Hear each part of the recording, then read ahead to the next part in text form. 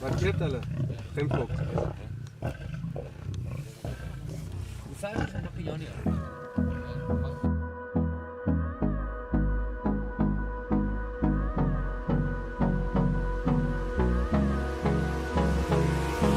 Hold me close till I get up.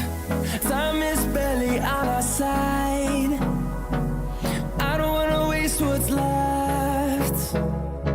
The storms we chase are leading us, and love is all we'll ever trust. Yeah, no, I don't wanna waste what's left. And on we'll go, through the wastelands, through the highways, till my shadow turns to sun rays. And on we'll go, through the wastelands, through the highways, and on we'll go.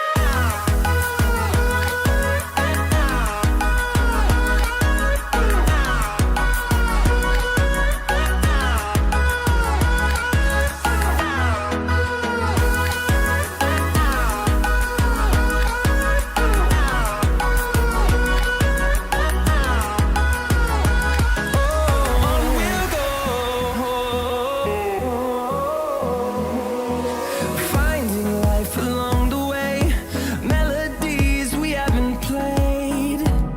No, I don't want no rest. Echoing around these walls, fighting to create a song. I don't wanna miss a beat. And on we'll go, through the wastelands, through the highways, till my shadow turns to sun rays. And on we'll go,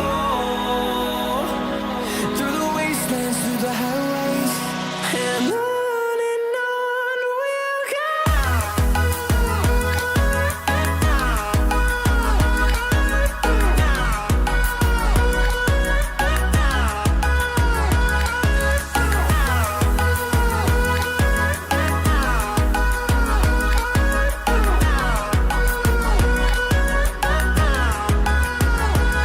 And we'll grow in number, fueled by them to see the horizon, turn us to thousands. And we'll grow in number, fueled by them to see the horizon, turn us to thousands. And on we'll go,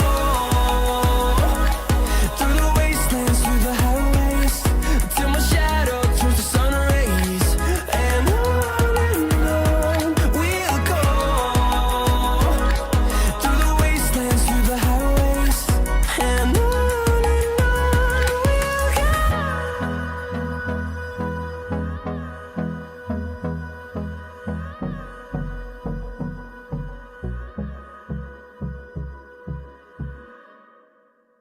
This morning I'm sharing the stage with guinea fowl, and quite a few of them, as you can see. They're sharing the stage with guinea fowl and barking dogs in a residential area here in Somerset West.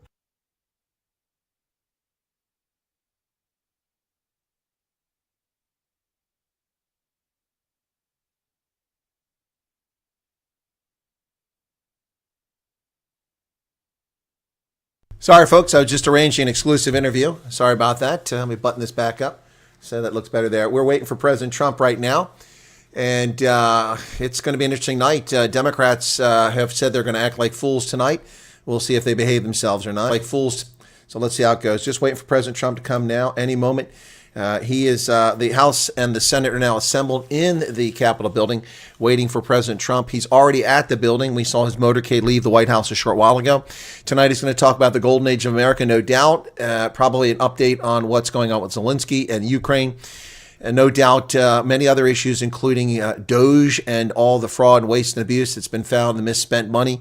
and many, many other things. I hope that he sends a very clear message to so-called sanctuary cities and sanctuary states that in violation of the Constitution and federal law, violating the primacy clause of the federal Constitution. I hope that they get the message that their lawlessness will not be tolerated. I'm speaking to Michelle Wu of Boston, Brandon Johnson of Chicago, and a host of other criminals who are impeding and endangering the lives of federal law enforcement officials and members of the public with their sanctuary city nonsense.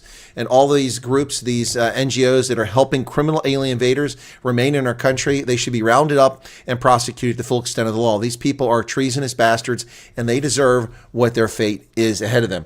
So there you have it, folks. We're waiting for Trump to get started. Welcome back. Let me say hello to everybody very quickly here. Gideon Maloney, Leon Crow, Tim Forster, Holden Caulfield, Yapi Brand, Janet Lydian from South Carolina, Willem Janssen van Rensburg, Tim Forster, Willem Janssen, already said that. Gus is here. Welcome, Gus. Philip Kempfer, Pat Schultz, Pablo Charlie, and Holden Caulfield, Stephen Faree. Light rain in from the West Coast. Still early evening here. And after I'm done with this, I'll be doing an interview. And so we'll see. When we're done with President Trump, I'll be doing an interview. So I'll get that up. Let me ask him if he wants to do it live or recorded.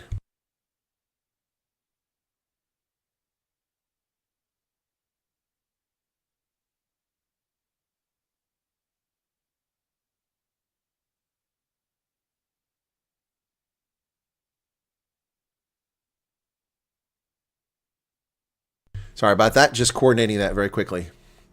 I'm wondering also, of course, it's Donald Trump is going to mention South Africa in this speech. That's the reason I'm covering it tonight. Otherwise, I have other things to do. I've not had a moment's break. I was up till 3, back up at 7, off to work at 8 o'clock after getting ready, and then came home at 5 o'clock.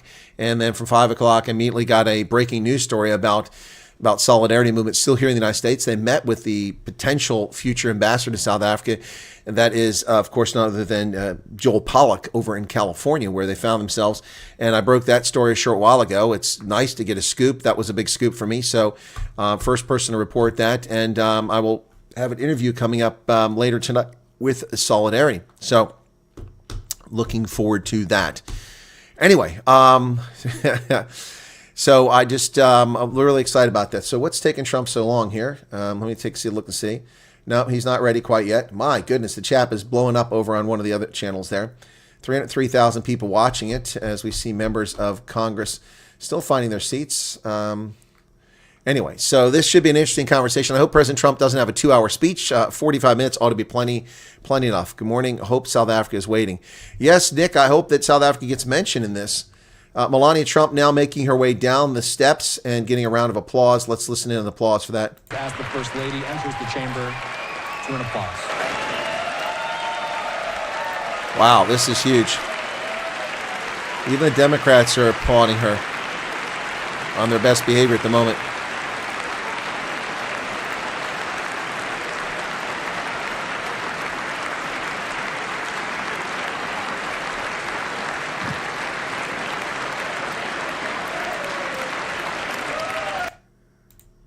So we're just waiting for that. Now, President Trump's broadcast has not started. Let me refresh it, make sure.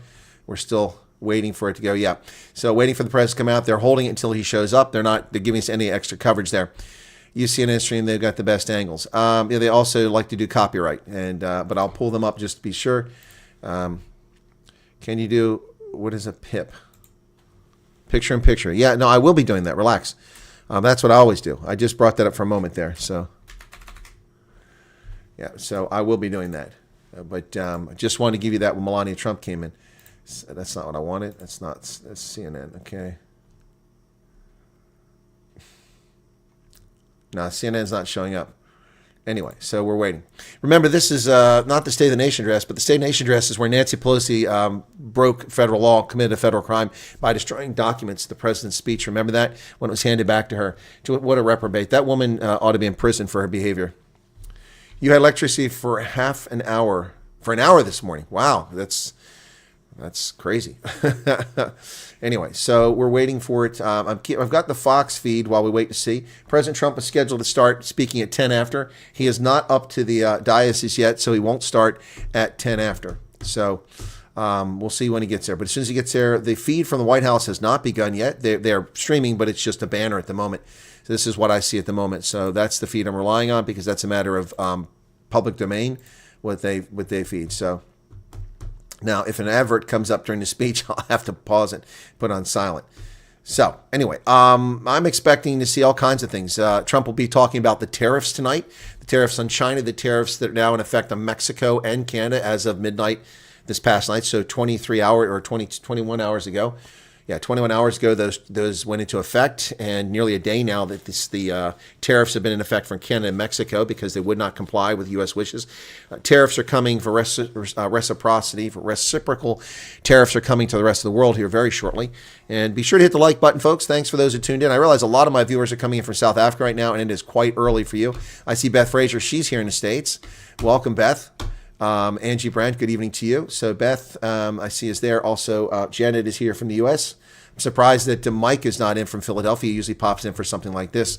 But we will do picture-in-picture. I will be on the screen once Trump is there.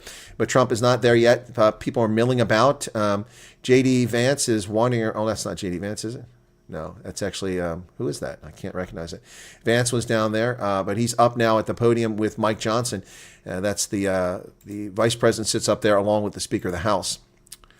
Yes, J.P. Wolfart, we're all hoping he says something about South Africa. And if he does, it's going to be epic. So I'm here to get that, and that's why we're watching this, because after this, I've got to do an interview with someone. Let me see what he said.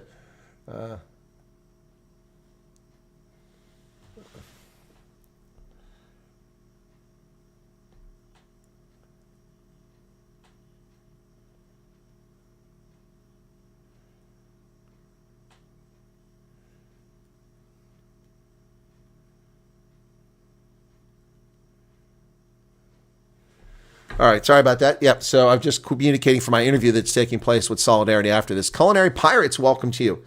What would be the best outcome for Africana should Trump call for an Africana Republic?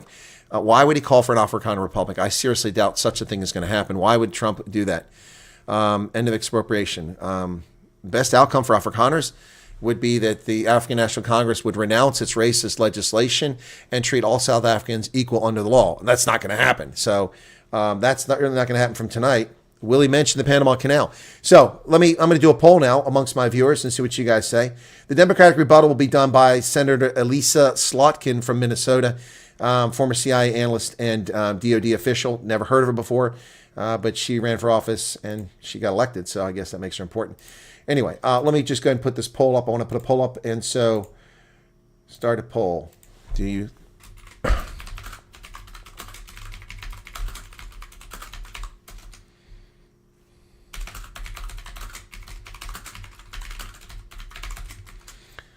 Okay, so, sorry.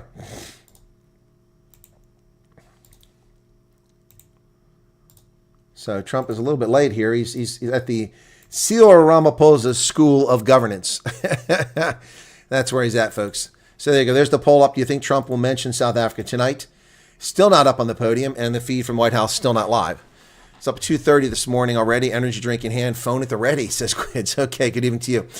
Yeah. What else? When are the Canadian elections? Well, I don't know. Trudeau said he would resign, and I'm waiting for him to resign. So they have to have within a number of days after the government breaks apart. He just dissolves his government. George Williamson says 4 a.m. Good morning. Good morning to you, George. That's quite early. So we're waiting here. It's already 3 minutes late. It's not too bad. That's I believe the president's coming out now. They're going to announce the president's arrival. The President of the United States.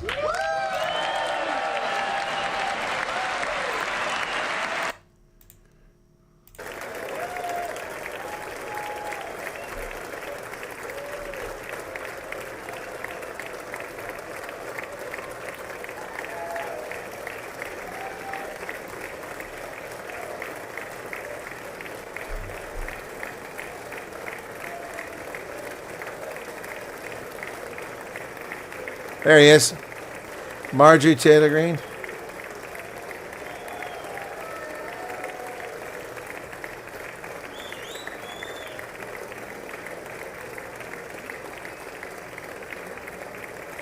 Oh, that's Talon Bezuidenhout. That's not her. That's someone else. Steve Scalise walking down on the president's left shoulder there. Boy, there's Scott Perry. That's my congressman with the big smile there, cackling. That's him, former leader of the Freedom Caucus, Scott Perry. That's the job I want, but he hasn't quit running for office, so not going to do that. There's Marjorie Taylor Greene with the MAGA hat on. Right there at the red hat and the blue dress, Marjorie Taylor Greene. So we should get started here. Yeah, Holden, you can answer the poll. It's not just for South Africans, it's for everybody. You can answer that poll. So hopefully you'll be able to hear it all right from the microphone, President Trump, because the sound wasn't as good here as it was on the Fox feed. This is direct. This is public domain. So I'm relying on this.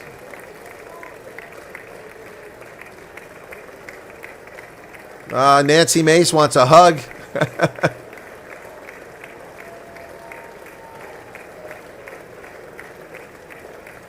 They tried to defeat this man. They tried to assassinate him. They tried to murder him. They tried to bankrupt him. They tried to convict him of crimes he did not commit. And here he is, like the Energizer Bunny, standing tall, standing tall. Donald Trump, the 45th and 47th President of the United States. There's Chucky Schumer, the Crypt Keeper, and little Dickie Durbin, the scumbag from Illinois. Two evil, evil, evil. And there's, what's her name, from Wisconsin. She's back there, too.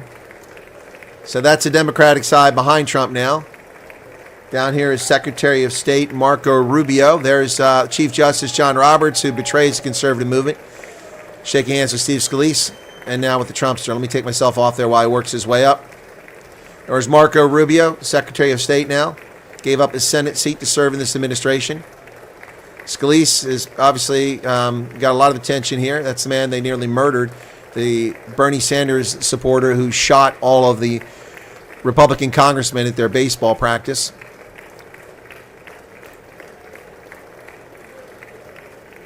So we're going to start this, it looks like about 10 minutes late at least, as Trump is saying hello to all the justices on the Supreme Court. Next comes the members of the Joint Staff, Chairman of the Joint Chiefs of Staff, the Marine Corps, the Army, the Navy, Air Force, as Trump makes his way down.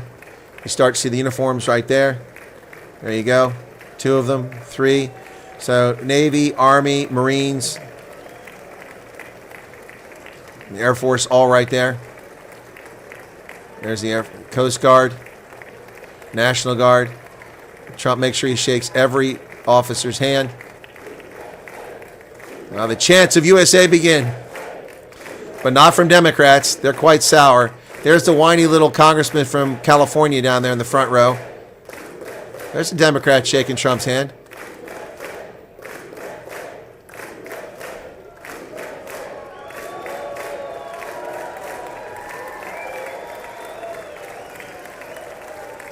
Shaking the hands of the Vice President and the Speaker of the House of Representatives, Mike Johnson. Ladies and gentlemen, I give you President Trump.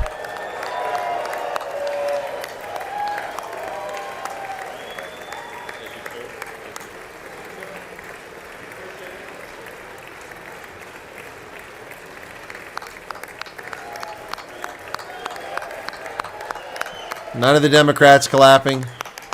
All just stoic. Oh, there's one over there. Military chiefs are not clapping. That would be inappropriate. All right. Enough, enough. Let's get this show started. Let's get this show started. All right. Let's see what happens. Hopefully it's not an hour and a half long. The Democrats have promised to act like juveniles and disrupt the proceedings and boo Trump, and who knows what else they'll be up to.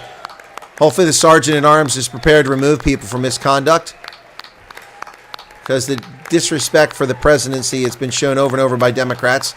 Let's see how they behave tonight. Meanwhile, the Republicans can please take a seat. This is becoming tiresome. We want to hear our president, not hear your clapping. Trump, man, all I do is win, win, win, no matter what. My hands go up, and they stay there. And they stay there. All right, here we go. The gavel by Mike Johnson. Please be seated. Let's get started. Ladies and gentlemen, the 47th President of the United States, Donald John Trump. Speaker Johnson, Vice President Vance, the First Lady of the United States,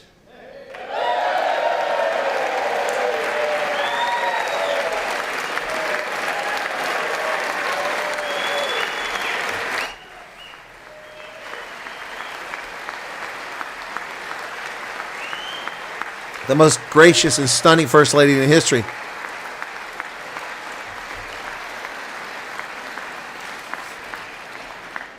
Members of the United States Congress, thank you very much. And to my fellow citizens, America is back. Yes!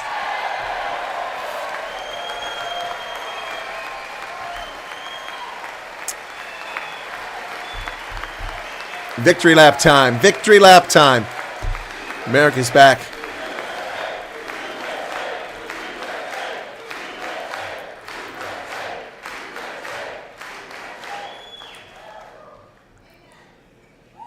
Six weeks ago, I stood beneath the dome of this Capitol and proclaimed the dawn of the golden age of America.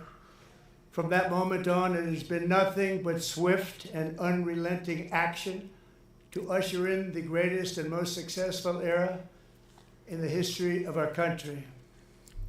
We have accomplished more in 43 days than most administrations accomplished in 4 years or 8 years, and we are just getting started.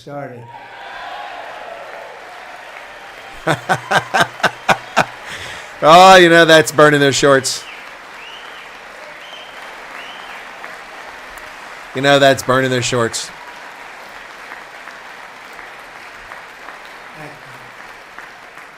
I return to this chamber tonight to report that America's momentum is back, our spirit is back, our pride is back, our confidence is back, and the American dream is surging bigger and better than ever before.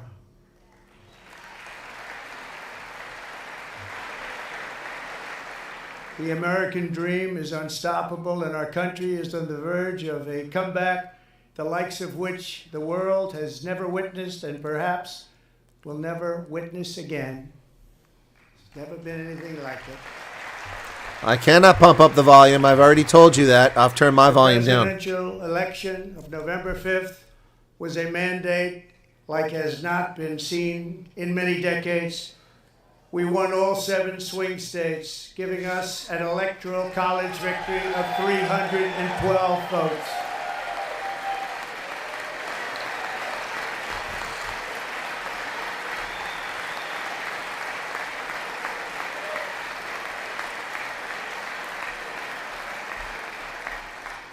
We won the popular vote by big numbers and won counties in our country. See, they're already acting up. Democrats are already acting up. Look at Al Green waving his cane.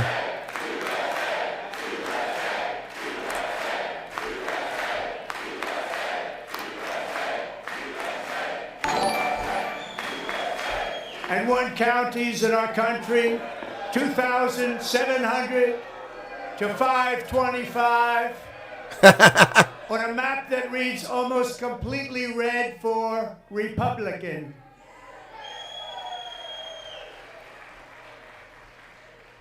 Sit down, Al Green. First time in modern history, You're not allowed to stand. Americans believe that our country is headed in the right direction, then the wrong direction. In fact, it's an astonishing record, 27-point swing, the most ever.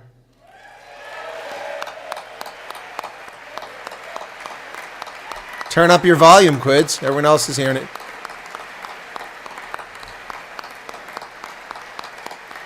Likewise, small business optimism saw its single largest one-month gain ever recorded, a 41-point jump.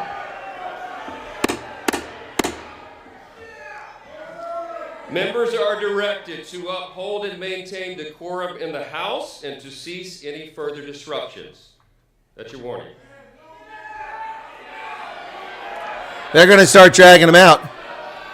Members are engaging in willful and continuing breach of decorum, and the chair is prepared to direct the Sergeant-at-Arms to restore order to the joint session. Yes. Al Green standing on the left there.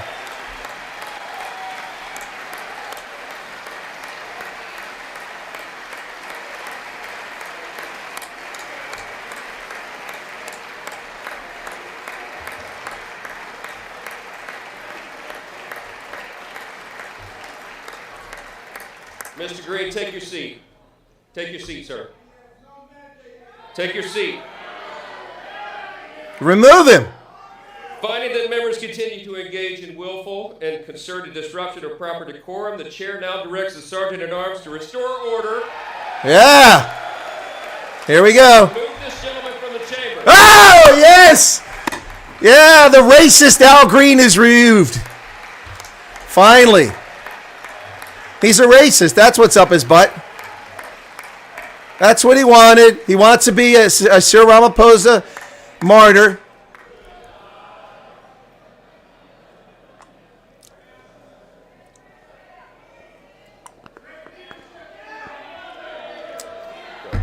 He wants to be a martyr. He got what he wanted. There's his headline. People will now pay attention to the racist Al Green for 5 minutes. Members are directed to uphold and maintain decorum in the House. Mr. President, you continue.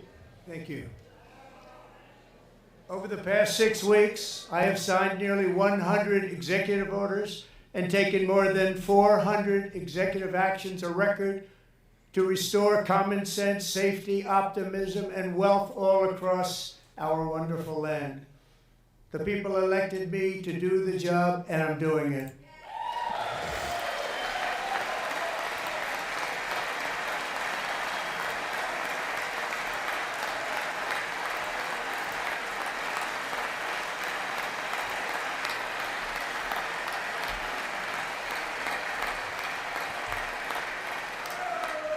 In fact, it has been stated by many that the first month of our presidency, it's our presidency, is the most successful in the history of our nation.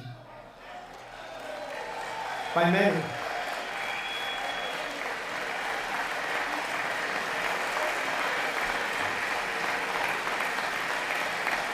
And what makes it even more impressive is that, do you know who number 2 is?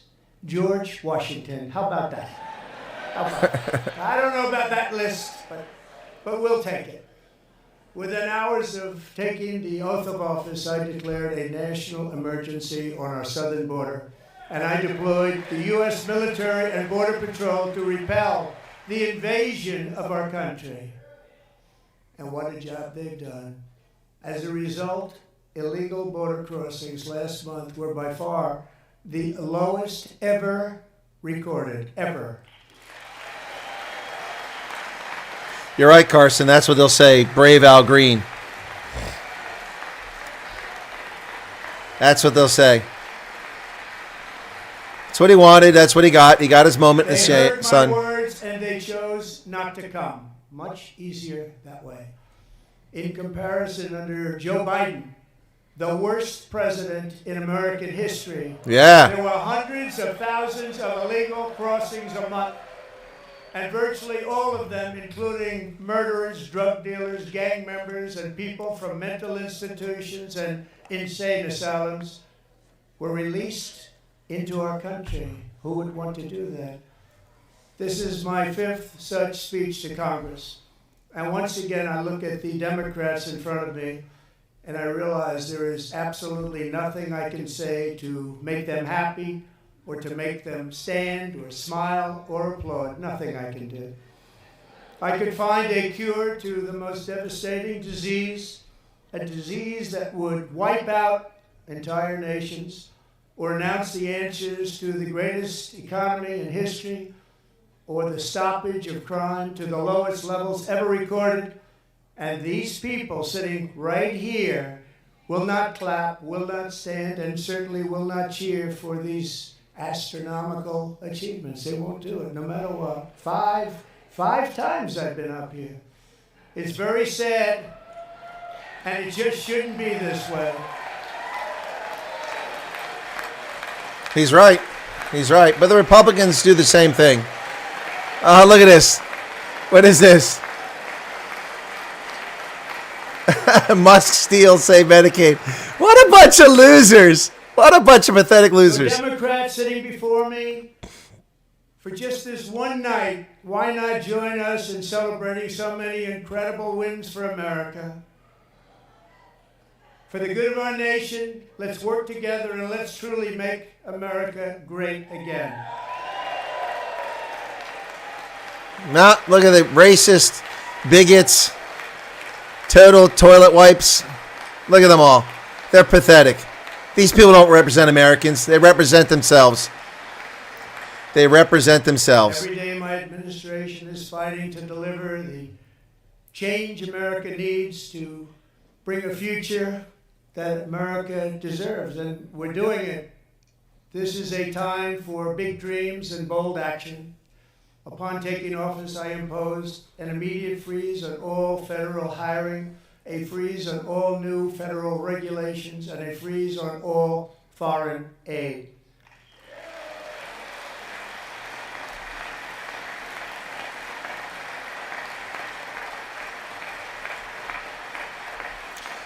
Probably about women's rights. Ridiculous Green New Scam. I withdrew from the unfair Paris Climate Accord, which was costing us trillions of dollars that other countries were not paying.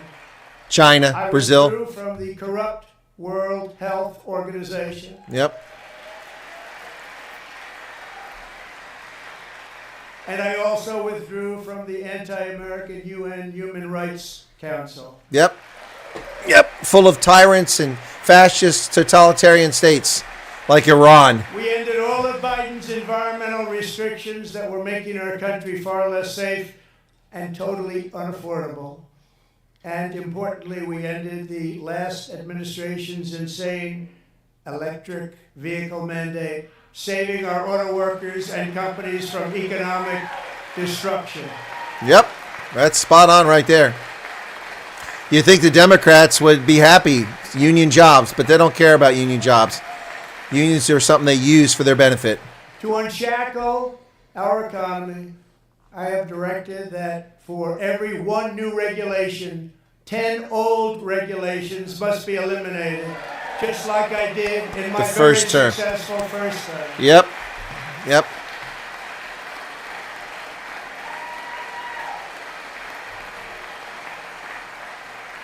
And in that first term, we set records on ending unnecessary rules and regulations like no other president had done before. We ordered all federal workers to return to the office. They will either show up for work in person or be removed from their job.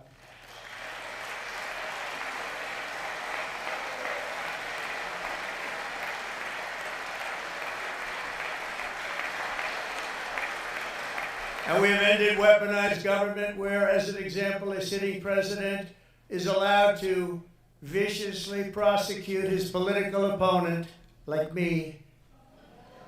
How did that work out? Not too good. Not too good.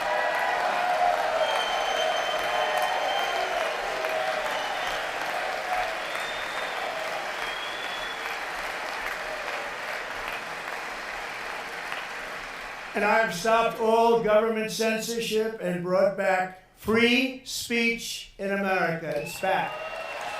Yep.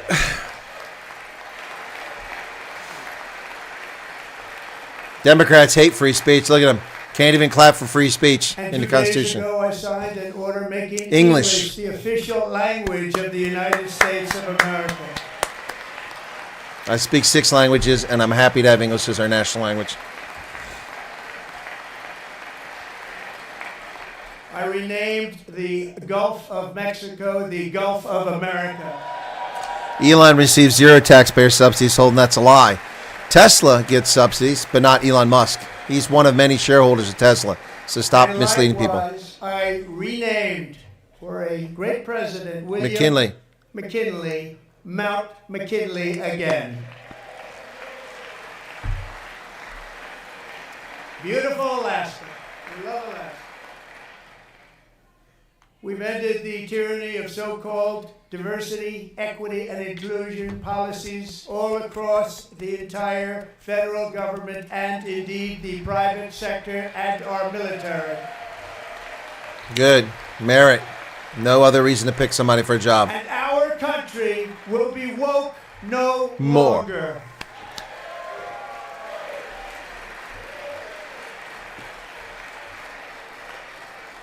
We believe that whether you are a doctor, an accountant, a lawyer, or an air traffic controller, you should be hired and promoted based on skill and competence, not race or gender. Yep. Very important. Otherwise, it's racism.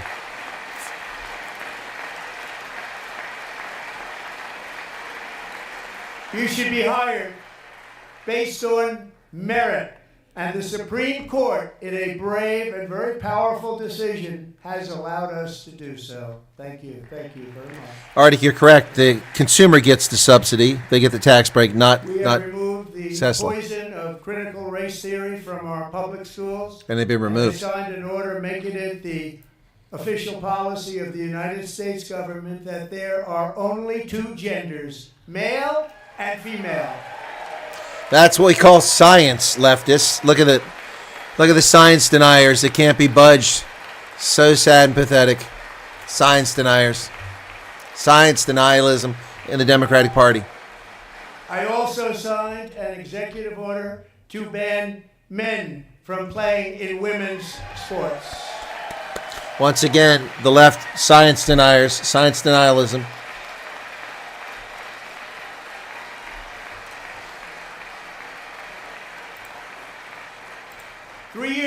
Peyton McNabb was an all-star high school athlete, one of the best, preparing for a future in college sports. But when her girls' volleyball match was invaded by a male, he smashed the ball so hard in Peyton's face, causing traumatic brain injury, partially paralyzing her right side and ending her athletic career. It was a shot like she's never seen before. She's never seen anything like it. Peyton is here tonight in the gallery, and Peyton, from now on, schools will kick the men off the girls' team, or they will lose all federal funding.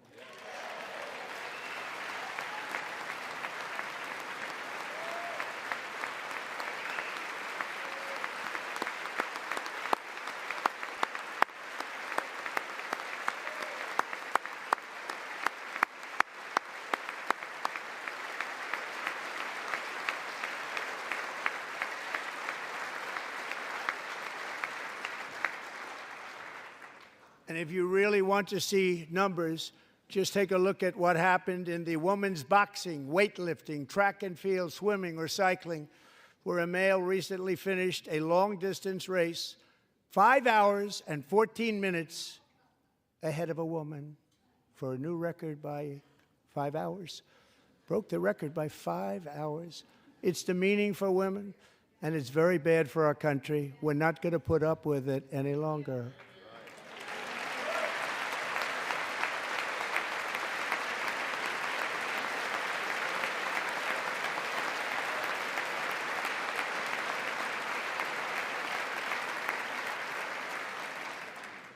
What I have just described is only a small fraction of the common sense revolution that is now, because of us, sweeping the entire world. Common sense has become a common theme, and we will never go back. Never. Never going to let that happen. Among my very highest priorities is to rescue our economy and get dramatic and immediate relief to working families. As you know, we inherited from the last administration an economic catastrophe and an inflation nightmare. Their policies drove up energy prices, pushed up grocery costs, and drove the necessities of life out of reach for millions and millions of Americans. They've never had anything like it. We suffered the worst inflation in 48 years, but perhaps even in the history of our country. They're not sure. As president, I'm fighting every day to reverse this damage and make America affordable again. Yep.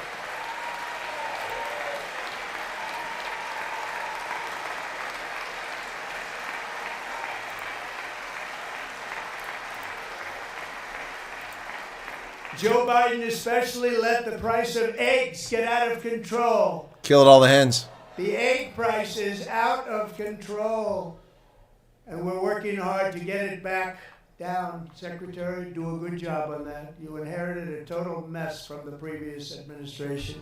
Do a good job.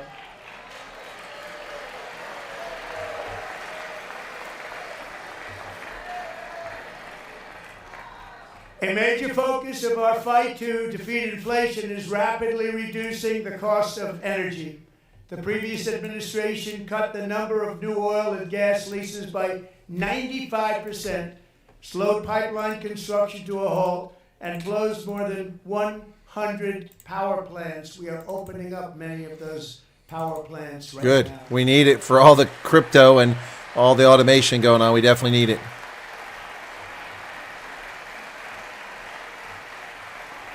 And frankly, we have never seen anything like it. That's why on my first day in office, I declared a national energy emergency. As you've heard me say many times, we have more liquid gold under our feet than any nation on earth, and by far. And now I fully authorize the most talented team ever assembled to go and get it. It's called Drill Baby Drill. Hey, you know, that's eating their shorts away. They hate that.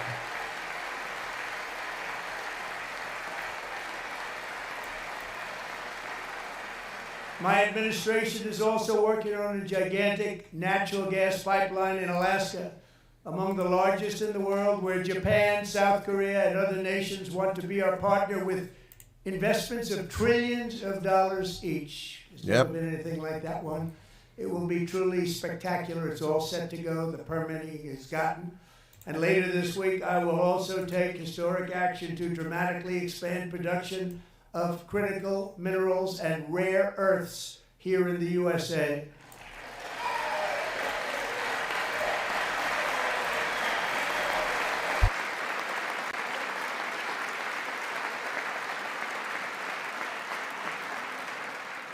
To further combat inflation, we will not only be reducing the cost of energy, but will be ending the flagrant waste of taxpayer dollars.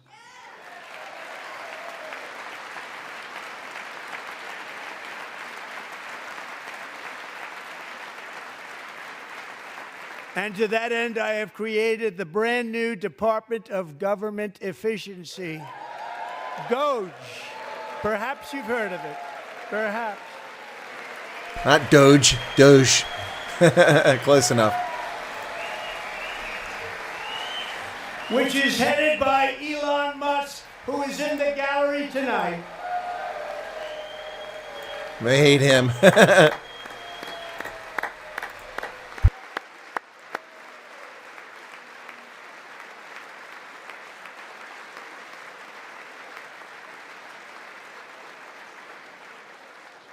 Thank you, Elon. He's working very hard. He didn't need this. He didn't need this. Thank you very much. We appreciate it. Everybody here, even this side, appreciates it, I believe. I don't think they appreciate They it. just don't want to admit that. Yeah, they don't want to admit it. Just listen to some of the appalling waste we have already identified. $22 billion from HHS to provide free housing and cars for illegal aliens. $45 million for diversity, equity, and inclusion scholarships in Burma. $40 million to improve the social and economic inclusion of sedentary migrants. Nobody knows what that is. They're the ones that are sitting down. $8 million to promote LGBTQI+ in the African nation of Lesotho, which nobody has ever heard of. I've heard of Lesotho. $60 million for indigenous peoples and Afro-Colombian empowerment in Central America. $60 million. Yikes. $8 million for making mice transgender. God. This is real. Yeah, it's real. That's the sad part. $32 million for a left-wing propaganda operation in Moldova. $10 million for male circumcision in Mozambique. $20 million for the Arab Sesame Street in the Middle East. Yeah. It's a program. $20 million for a program. $1.9 billion to recently created Decarbonization of Homes Committee, headed up, and we know she's involved. Just at the last moment, the money was passed over by a woman named Stacey Abrams. Have you ever heard of her? Yep. A $3.5 million consulting contract for lavish fish monitoring. $1.5 million for voter confidence in Liberia. $14 million for social cohesion in Mali. $59 million for illegal alien hotel rooms in New York City. He's a real estate developer. He's done very well. $250,000 to increase vegan local climate action innovation in Zambia. $42 million for social and behavior change in Uganda. $14 million for improving public procurement in Serbia. $47 million for improving learning outcomes in Asia. Asia's doing very well with learning. I don't know what we're doing. Trump is killing it. Ourselves. And $101 million for DEI contracts at the Department of Education. The most ever paid, nothing even like it. Under the Trump administration, all of these scams, and they're far worse, but I didn't think it was appropriate to talk about that. They're so bad. Many more have been found out and exposed and swiftly terminated by a group of very intelligent, mostly young people, headed up by Elon, and we appreciate it. We found hundreds of billions of dollars of fraud. So no mention of South Africa yet, but we did get Lesotho mentioned. We did get Lesotho mentioned.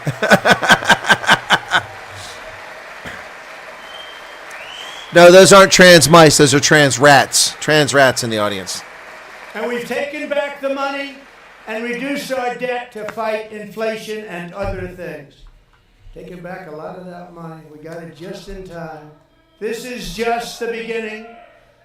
The Government Accountability Office, a federal government office, has estimated annual fraud of over $500 billion in our nation, and we are working very hard to stop it. We're going to. We're also identifying shocking levels of incompetence and probable fraud in the Social Security program for our seniors, and that our seniors and people that we love rely on. Believe it or not, government databases list 4.7 million Social Security members from people aged 100 to 109 years old. It lists 3.6 million people from ages 110 to 119. I don't know any of them. I know some people that are rather elderly, but not quite that elderly. 3.47 million people from ages 120 to 129. 3.9 million people from ages 130 to 139. 3.5 million people from ages 140 to 149. And money is being paid to many of them. And we're searching right now. In fact, Pam, good luck. Good luck. You're going to find it.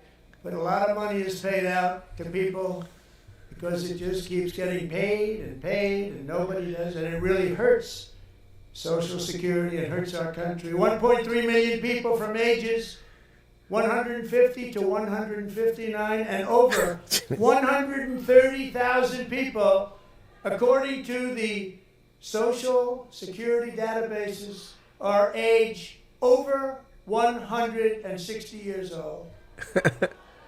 We have a healthier country than I thought, Bobby. Bobby Kennedy.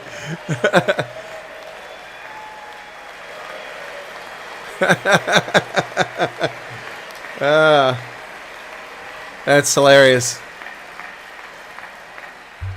Including, to finish, 1,039 people between the ages of 220 and 229 one person between the age of 240 and 249, and one person is listed at 360 years of age. Older than the country.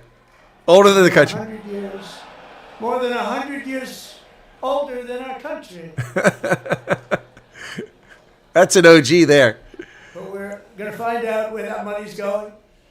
And it's not going to be pretty. By slashing all of the fraud, waste, and theft we can find, we will defeat inflation, bring down mortgage rates, lower car payments and grocery prices, protect our seniors, and put more money in the pockets of American families.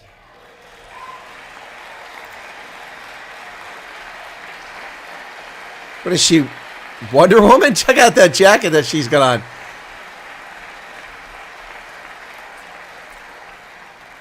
And today interest rates took a beautiful drop, big beautiful drop. It's about time.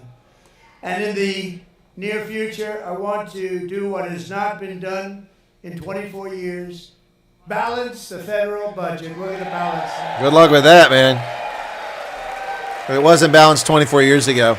Last time was 1972. That was all smoke and mirrors 24 years ago.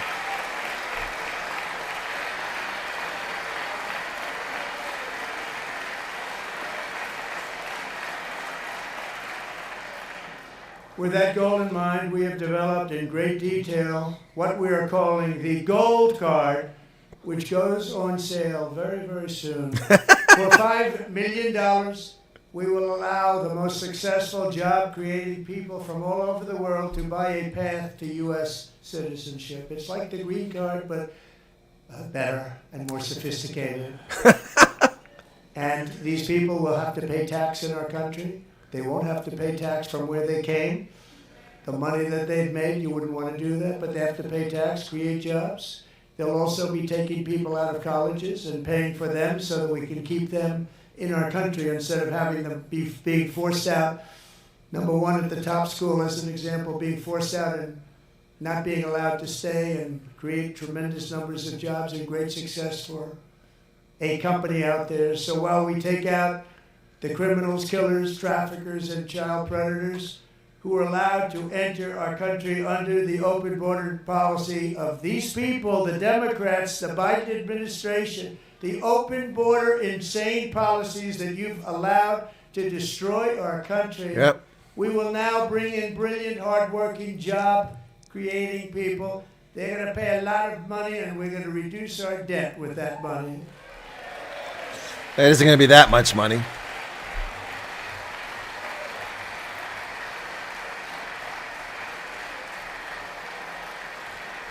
Americans have given us a mandate for bold and profound change. For nearly 100 years, the federal bureaucracy has grown until it has crushed our freedoms, ballooned our deficits, and held back America's potential in every possible way.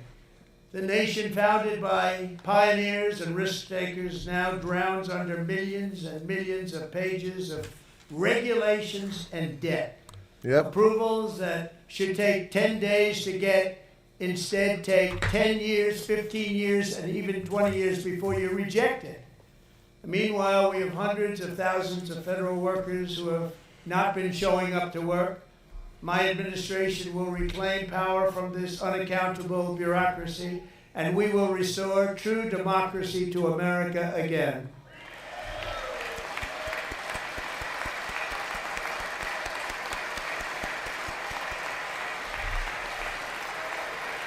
Yep. People not working, getting a paycheck. And any federal bureaucrat who resists this change will be removed from office immediately. Because we are draining the swamp. Finally. Very simple. Promised that years ago. The days of rule by unelected bureaucrats are over.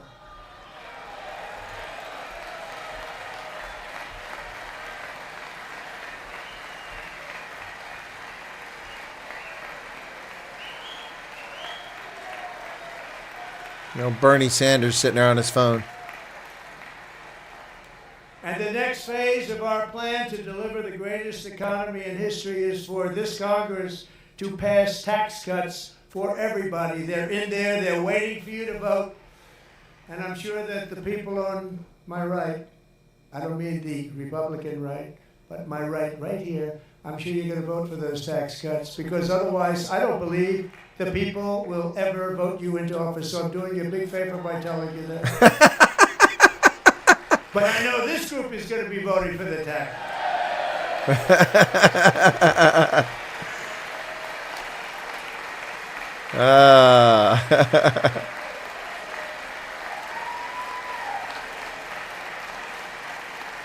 Thank you. It's a very, very big part of our plan. We had tremendous success in our first term with it. A very big part of our plan. We're seeking permanent income tax cuts all across the board. And to get urgently needed relief to Americans hit especially hard by inflation, I'm calling for no tax on tips, no tax on overtime, and no tax on Social Security benefits for our great seniors. Long overdue. Been stealing for seniors for 40 years, since 1986. Taxing Social Security benefits, which are a retirement. It's disgusting. It's disgusting. And I also want to make interest payments on car loans tax deductible, but only if the car is made in America. Made in America. There you go.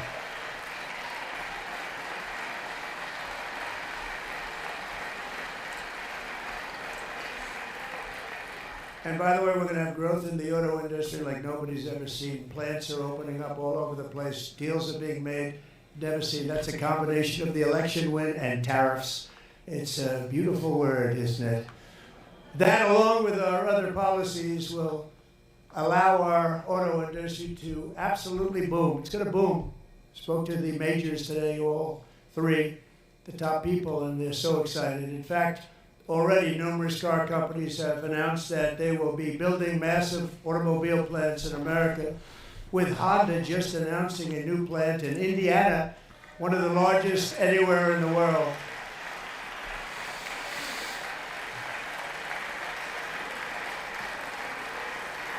There's more exercise than members of Congress get in 2 months. And this has taken place since our great victory on November 5th, a date which will hopefully go down as one of the most important in the history of our country. Some of the Democrats moaning. In addition, as part of our tax cuts, we want to cut taxes on domestic production and all manufacturing. And just as we did before, we will provide 100% expensing. It will be retroactive to January 20th, 2025.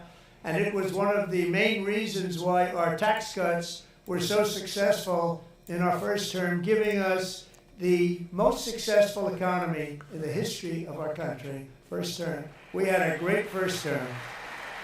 Until COVID, then it all went sideways, but that's another story. If you don't make your product in America, however, under the Trump administration, you will pay a tariff, and in some cases, a rather large one. Other countries have used tariffs against us for decades, and now it's our turn to start using them against those other countries. On average, the European Union, China, Brazil, India, Mexico, and Canada, have you heard of them? And countless other nations charge us tremendously higher tariffs than we charge them. It's very unfair. India charges us auto tariffs higher than 100%. China's average tariff on our products is twice what we charge them. And South Korea's average tariff is 4 times higher. Think of that, 4 times higher. Yep. And we give so much help militarily and in so many other ways to South Korea. But that's what happens. This is happening by friend and foe. This system is not fair to the United States and never was. And so on April 2nd, I wanted to make it April 1st, but I didn't want to be accused of April Fools. That's not, just one day was cost us a lot of money. But we're going to do it in April. I'm a very superstitious person. April 2nd, reciprocal tariffs kick in. And whatever they tariff us, other countries, we will tariff them. That's reciprocal, back and forth. Whatever they tax us, we will tax them.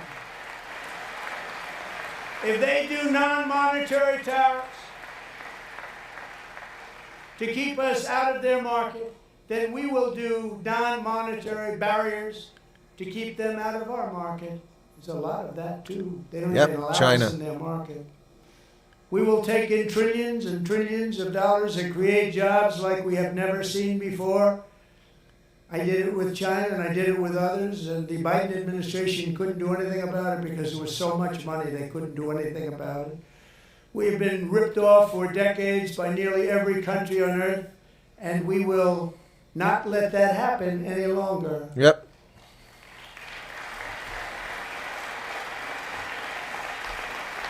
Yep. Much has been said over the last 3 months about Mexico and Canada, but we have very large deficits with both of them. But even more importantly, they've allowed fentanyl to come into our country at levels never seen before, killing hundreds of thousands of our citizens and many very young, beautiful people, destroying families. Nobody's ever seen anything like it. They are, in effect, receiving subsidies of hundreds of billions of dollars. We pay subsidies to Canada and to Mexico of hundreds of billions of dollars, and the United States will not be doing that any longer. We're not going to do it any longer.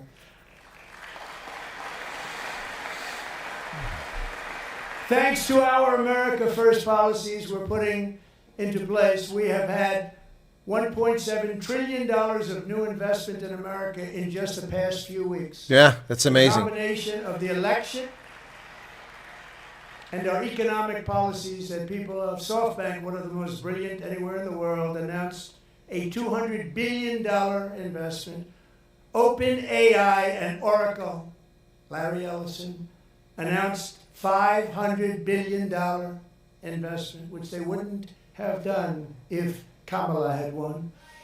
Apple 500 billion. announced $500 billion investment. Tim Cook called me. He said, I cannot spend it fast enough. It's going to be much higher than that, I believe. They'll be building their plants here instead of in China. And just yesterday, Taiwan Semiconductor, the biggest in the world, most powerful in the world, has a tremendous amount, 97% of the market, announced a $165 billion investment to build the most powerful chips on earth right here in the USA.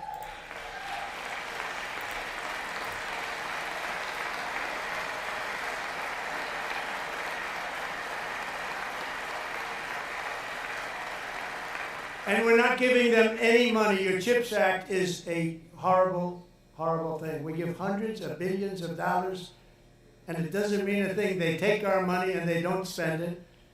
All that meant to them, we're giving them no money. All that was important to them was they didn't want to pay the tariffs, so they came and they're building, and many other companies are coming. We don't have to give them money.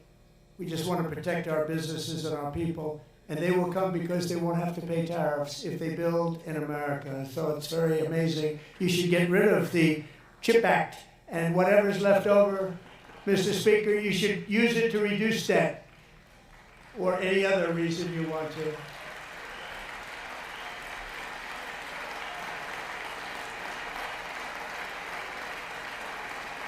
Yep, 100%. He's right. Our new trade policy will also be great for the American farmer. I love the farmer, who will now be selling into our home market, the USA, because nobody is going to be able to compete with you. Because there's goods that come in from other countries and companies. They're really in a bad position in so many different ways. They're uninspected. They may be very dirty and disgusting, and they come in and they pour in, and they hurt our American farmers. The tariffs will go on agricultural product coming into America, and our farmers, starting on April 2nd, it may be a little bit of an adjustment period. We had that before when I made the deal with China, $50 billion of purchases, and I said, just bear with me, and they did. They did. Probably have to bear with me again, and this will be even better. That was great. The problem with it was that Biden didn't enforce it. He didn't enforce it. $50 billion of purchases, and we were doing great, but Biden did not enforce it, and it hurt our farmers. But our farmers are going to have a field day right now. So to our farmers, have a lot of fun. I love you too. I love you too. It's all going to happen.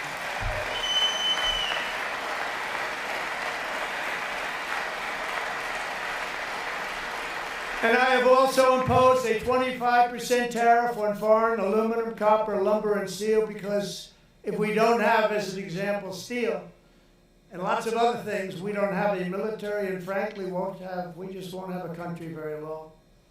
Here today is a proud American steelworker, fantastic person from Decatur, Alabama, Jeff Denard. Has been working at the same steel plant for 27 years in a job that has allowed him to serve as the captain of his local volunteer fire department, raise 7 children with his beautiful wife, Nicole, and over the years provide a loving home for more than 40 foster children. Wow. So great job.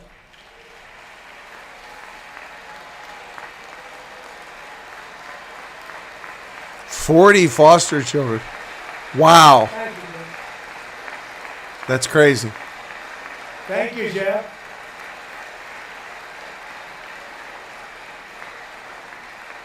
Stories like Jeff's remind us that tariffs are not just about protecting American jobs.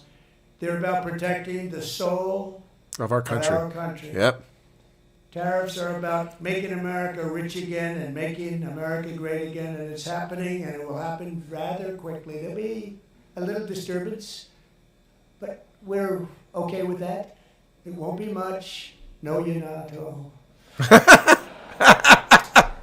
And look where Biden took us. Very low, the lowest we've ever been. Jeff, I want to thank you very much. And I also want to recognize another person who has devoted herself to foster care community. She works so hard on it. A very loving person, our magnificent First Lady of the United States.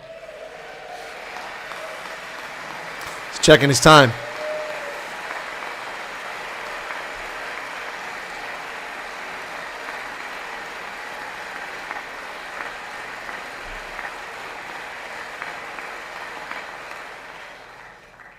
Melania's work has yielded incredible results, helping prepare our nation's future leaders as they enter the workforce. Our First Lady is joined by 2 impressive young women, very impressive. Haley Ferguson, who benefited from the First Lady's Fostering the Future initiative and is poised to complete her education and become a teacher. And Elliston Berry, who became a victim of an illicit deepfake image produced by a peer. With Elliston's help, the Senate just passed the Take It Down Act, and this is so important. Thank you very much, John. John Thune. Thank you. Stand up, John. Thank you, John. Just like South Korea, we now have a deep fake when you get a lot of trouble if you do all that. very much. You sex someone to out them, you're in a lot of trouble now. Thank you. And thank you to John Thune and the Senate. Great job. To criminalize the publication of such images online is a terrible, terrible thing. And once it passes the House, I look forward to signing that bill into law. Thank you. And I'm going to use that bill for myself, too, if you don't mind. Because nobody gets treated worse than I do online. Nobody. That's great. Thank you very much to the Senate. Thank you. But if we truly care about protecting Americans' children, no step is more crucial than securing America's borders. Over the past 4 years, 21 million people poured into the United States. Many of them were murderers, human traffickers, gang members, and other criminals from the streets of dangerous cities all throughout the world. Because of Joe Biden's insane and very dangerous open border policies, they are now strongly embedded in our country, but we are getting them out and getting them out fast. Not fast enough.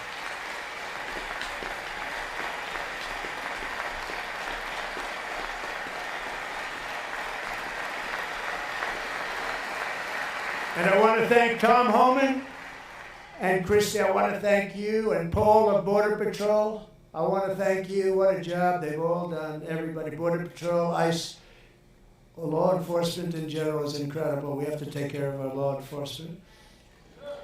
Have to.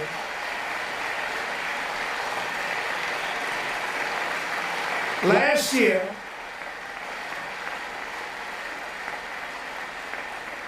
a brilliant 22-year-old nursing student named Laken Riley, the best in her class, admired by everybody, went out for a jog on the campus of the University of Georgia.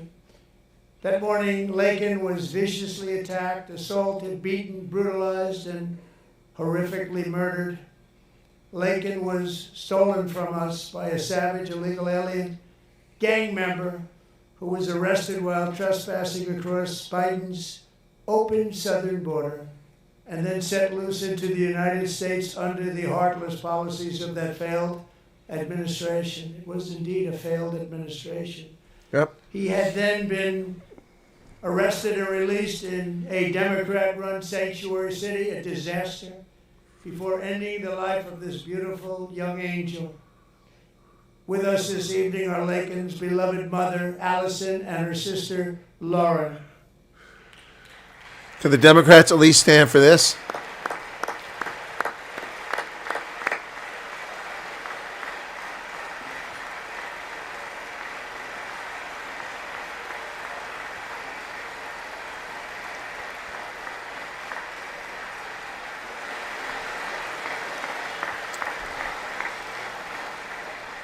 Last year, I told Laken's grieving parents that we would ensure their daughter would not have died in vain. That's why the very first bill I signed into law as your 47th president mandates the detention of all dangerous criminal aliens who threaten public safety. It's a very strong, powerful act.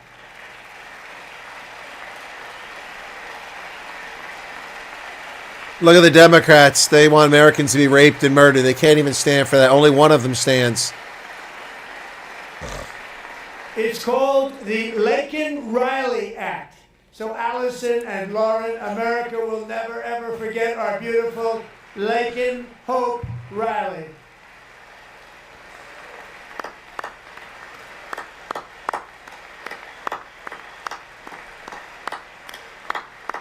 Touching moment. The Democrats can't be bothered to recognize it. They're evil people, truly evil. Thank you very much. Since taking office, my administration has launched the most sweeping border and immigration crackdown in American history, and we quickly achieved the lowest numbers of illegal border crossers ever recorded. Thank you.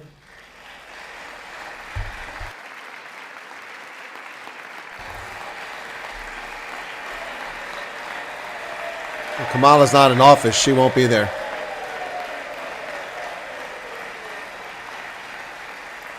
The media and our friends in the Democrat Party kept saying we needed new legislation. We must have legislation to secure the border. Untrue. But it turned out that all we really needed Apply the law. was a new president.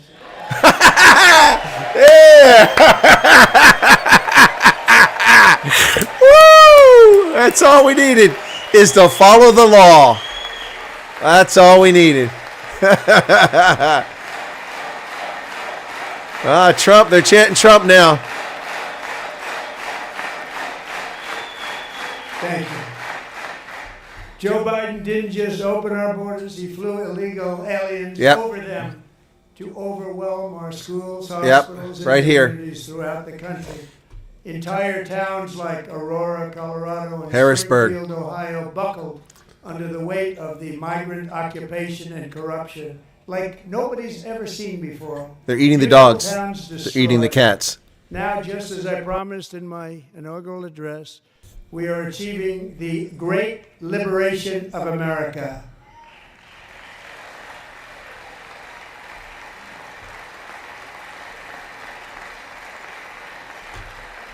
But there still is much work to be done. Here tonight is a woman I have gotten to know Alexis Nungaray from Houston. Wonderful woman. Last June, Alexis's 12-year-old daughter, Oh, God. Joselyn, Horrible story. walked to a nearby convenience store. She was kidnapped, tied up, assaulted for 2 hours under a bridge, and horrifically murdered. Yep. Arrested and charged with this heinous crime are 2 illegal alien monsters from Venezuela, released into America by the last administration through their ridiculous open border. The death of this beautiful 12-year-old girl and the agony of her mother and family touched our entire nation greatly.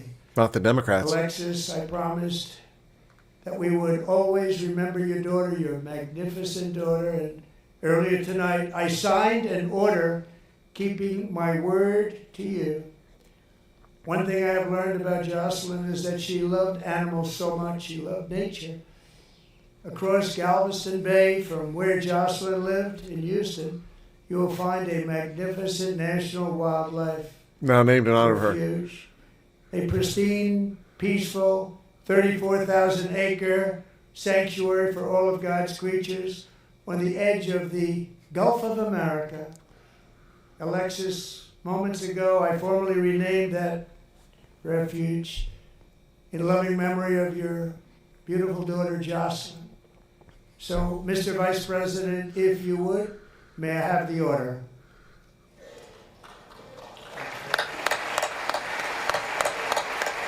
Some of the Democrats are smart, and they better stand for this.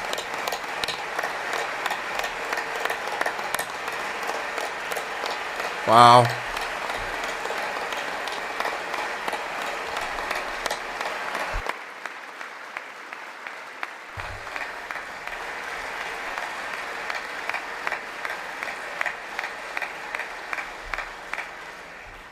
Thank you very much.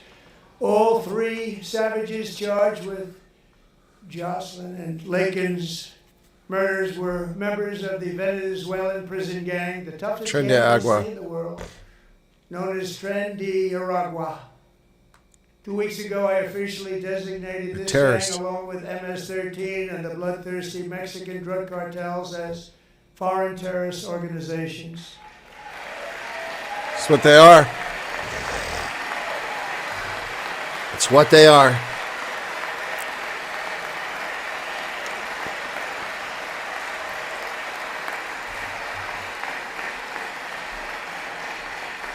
They are now officially in the same category as ISIS. Al-Qaeda. That's not good for them.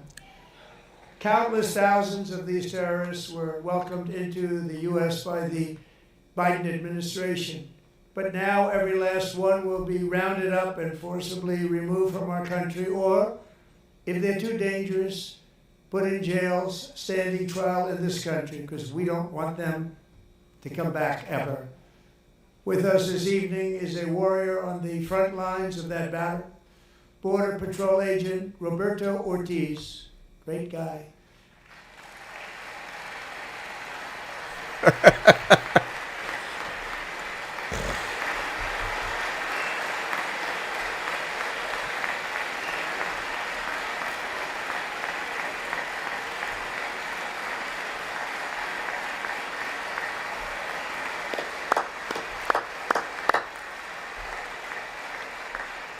In January, Roberto and another agent were patrolling by the Rio Grande, near an area known as Cartel Island. Doesn't sound too nice to me. When heavily armed gunmen started shooting at them, Roberto saw that his partner was totally exposed, at great danger, and he leapt into action, returning fire and providing crucial seconds for his fellow agent to seek safety, just barely.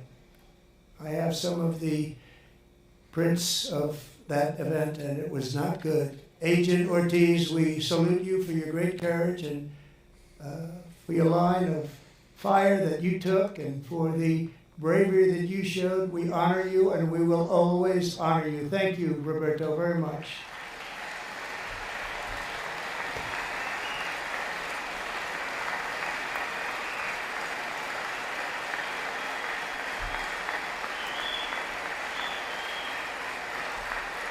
He's in tears. Thank you, Roberto. He's choked up, Roberto is. And I actually got to know him on my many calls to the border. He's a great, great gentleman. The territory to the immediate south of our border is now dominated entirely by criminal cartels that murder, rape, torture, and exercise total control. They have total control over a whole nation, posing a grave threat to our national security. The cartels are waging war on America, and it's time for America to wage war on the cartels, which we are doing.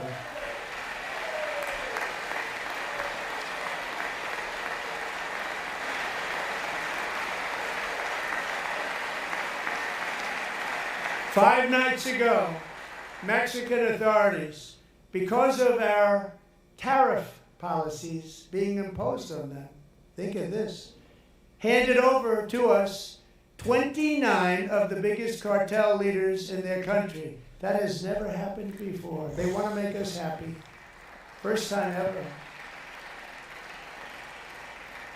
But we need Mexico and Canada to do much more than they've done, and they have to stop the fentanyl and drugs pouring into the USA. They're going to stop it.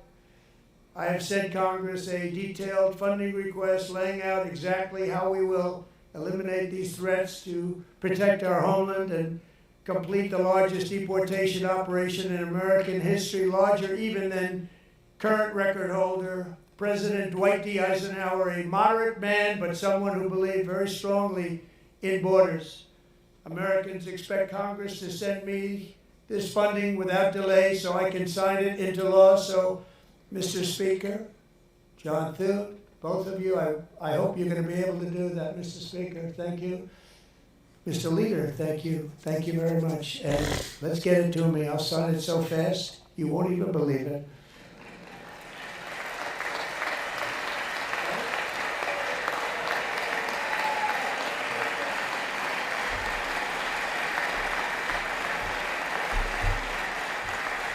And as we reclaim our sovereignty, we must also bring back law and order to our cities and towns. Stop this sanctuary city nonsense. It's a violation of the Constitution.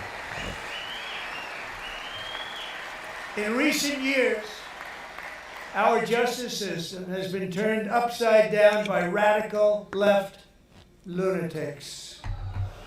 Many jurisdictions virtually ceased enforcing the law against dangerous repeat offenders while weaponizing law enforcement against political opponents like me. My administration has acted swiftly and decisively to restore fair, equal, and impartial justice under the constitutional rule of law, starting at the FBI and the DOJ. Pam, good luck. Cash, wherever you may be, good luck. Good luck. Pam Bond, good luck. So important. Going to do a great job. Cash, thank you. Thank you, Cash.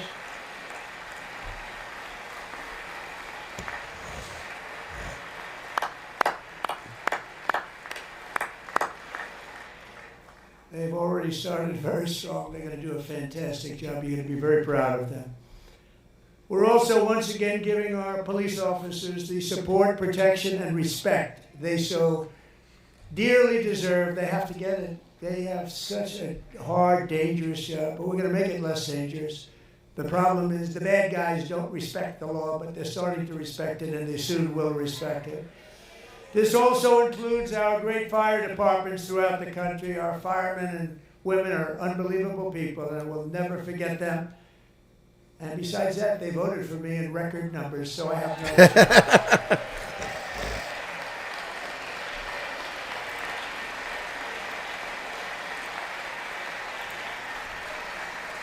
1 year ago this month, 31-year-old New York police officer Jonathan Diller, unbelievably wonderful person and a great officer, was gunned down at a traffic stop on Long Island. I went to his funeral.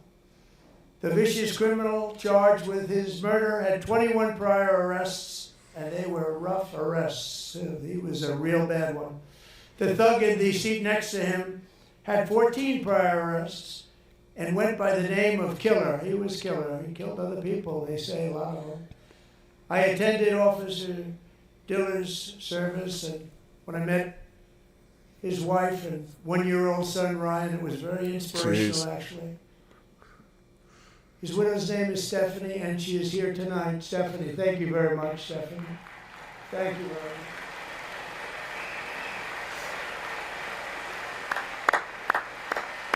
It's a 2-year-old orphan. Wow.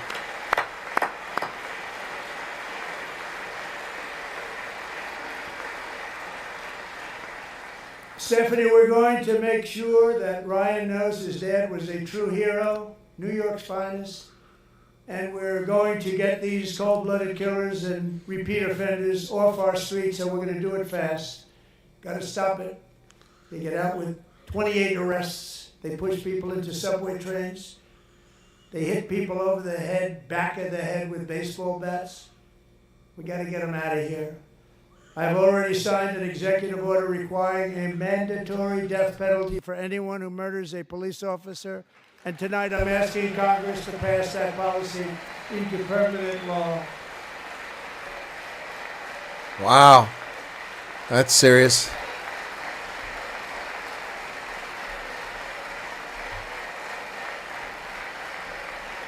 I'm also asking for a new crime bill getting tough on repeat offenders while enhancing protections for America's police officers so they can do their jobs without fear of their lives being totally destroyed. They don't want to be killed. We're not going to let them be killed. Listen to the Democrats moaning. Joining us in the gallery tonight is a young man who truly loves our police. His name is DJ Daniel. He is 13 years old, and he has always dreamed of becoming a police officer.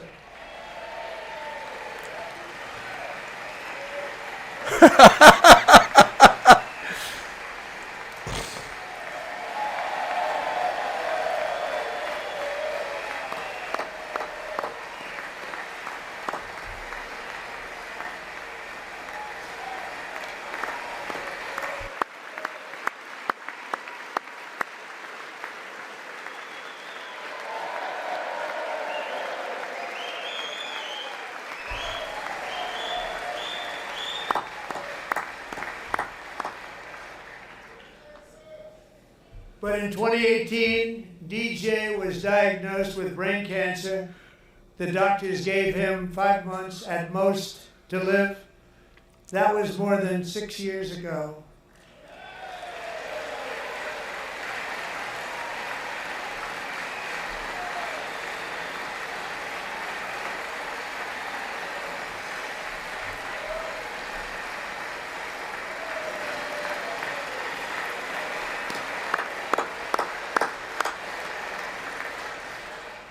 Since that time, DJ and his dad have been on a quest to make his dream come true, and DJ has been sworn in as an honorary law enforcement officer, actually a number of times. The police love him, the police departments love him.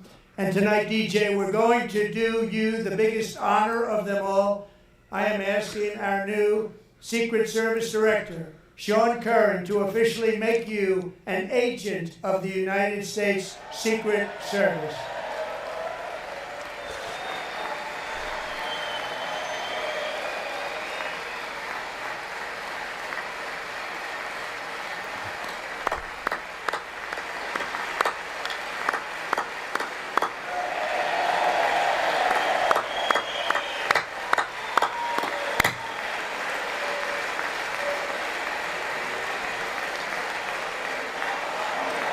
Oh.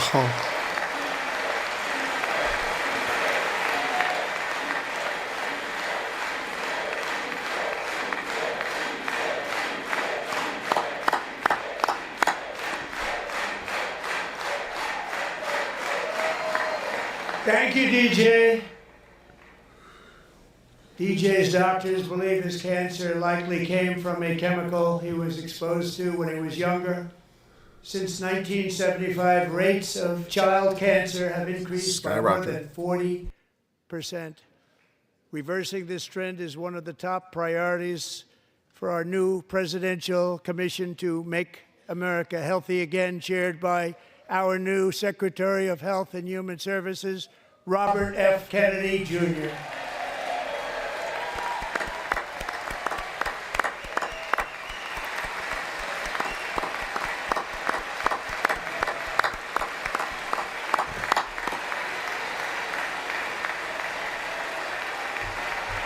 Wow.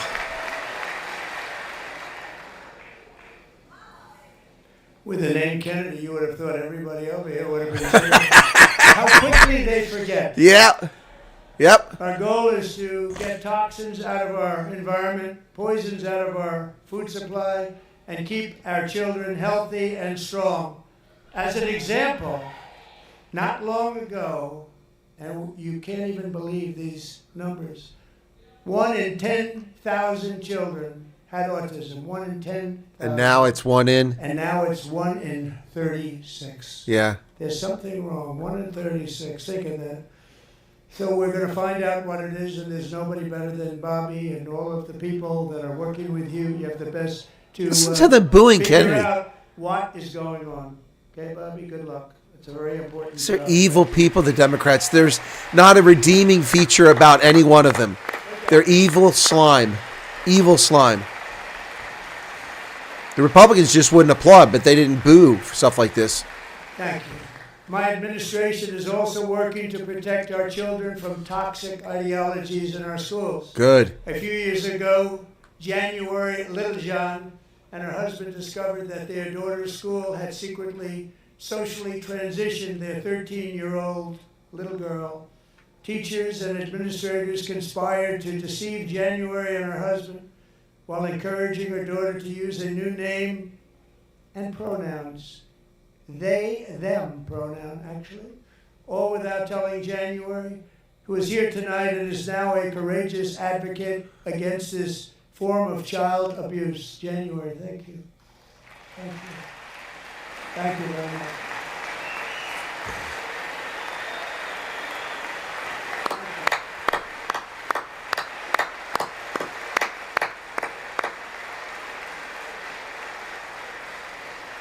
Thank you. Stories like this are why, shortly after taking office, I signed an executive order banning public schools from indoctrinating our children with transgender ideology.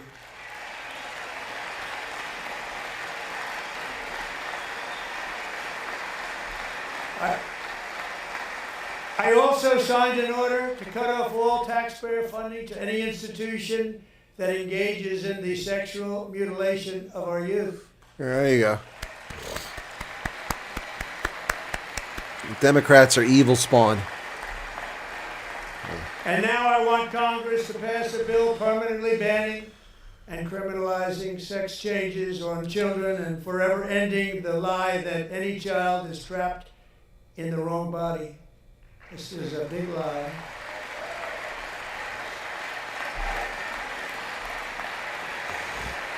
And our message to every child in America is that you are perfect exactly the way God Made you.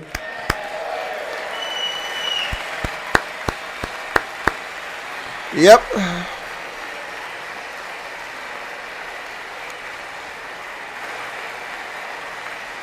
Because we're getting wokeness out of our schools and out of our military, and it's already out, and it's out of our society. We don't want it. Wokeness is trouble. Wokeness is bad.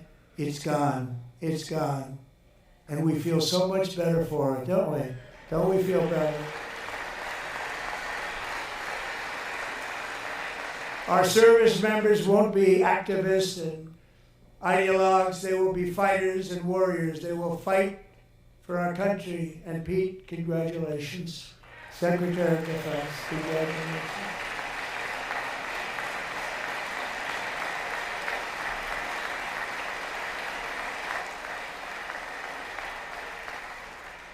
And he's not big into the woke movement, I can tell you. I know him well. I am pleased to report that in January, the U.S. Army had its single best recruiting month in 15 years. Wow. And all armed services are having among the best recruiting results ever in the history of our services. What a difference.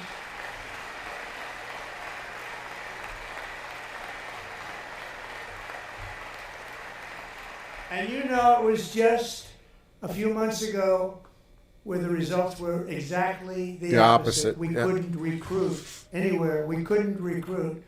Now we're having the best results just about that we've ever had. What a tremendous turnaround. It's really a beautiful thing to see. People love our country again. It's very simple. They love our country and they love being in our military again. So it's a great thing, and thank you very much. Great job.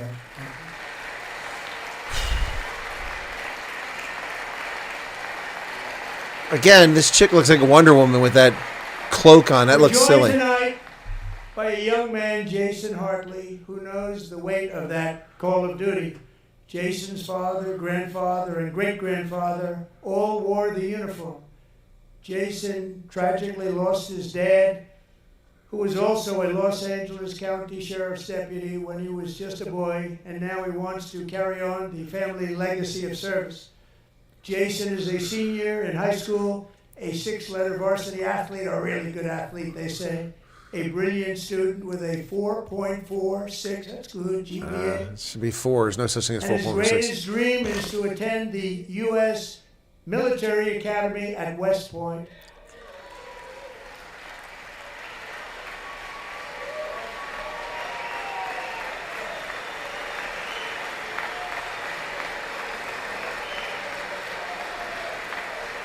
Needs to lose a little weight there, buddy. Pushing the weight standards.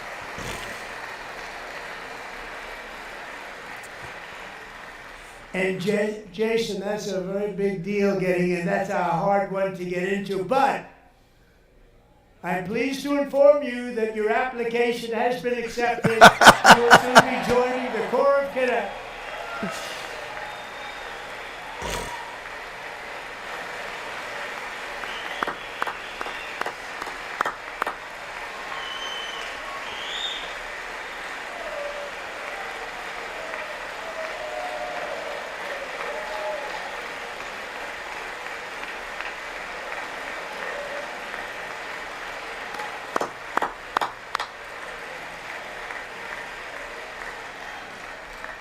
Thank you.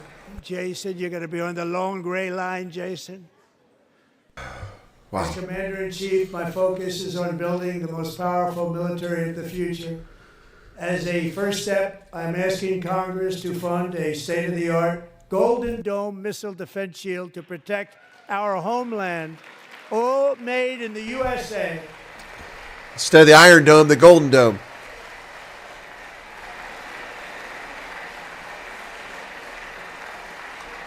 And Ronald Reagan wanted to do it long ago, but the technology just wasn't there, not even close. But now we have the technology. It's incredible, actually. And other places, they have it. Israel has it. Yep. Other places have it. And the United States should have it too, right, Tim, right?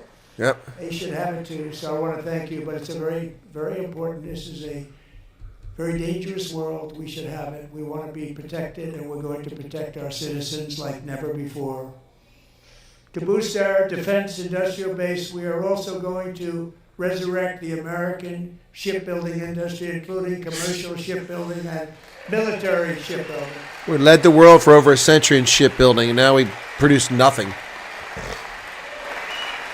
And for that purpose, I am announcing tonight that we will create a new Office of Shipbuilding in the White House and offer special tax incentives to bring this industry home to America where it belongs. We used to make so many ships. Yep, 3 Liberty ships a day. We don't make them anymore very much, but we're going to make them very fast, very soon. It will have a huge impact. To further enhance our national security, my administration will be reclaiming the Panama Canal, and we've already started doing it. Ooh, how? How are we going to do that? I'm curious. Just today, a large American company announced they are buying both ports around the Panama Canal and lots of other things having to do with the Panama Canal and a couple of other canals. The Panama Canal was built by Americans for Americans, not for others, but others could use it. But it was built at tremendous cost of American blood and treasure. Lives. 38,000 workers died Americans. building the Panama Canal. They died of malaria, they died of snake bites and mosquitoes. Not a nice place to work. They paid them very highly to go there, knowing there was a 25% chance that they would die. The most expensive project also that was ever built in our country's history, if you bring it up to modern day costs. It was given away by the Carter administration for $1, but that agreement has been violated very severely. We didn't give it to China. We gave it to Panama, and we're taking it back.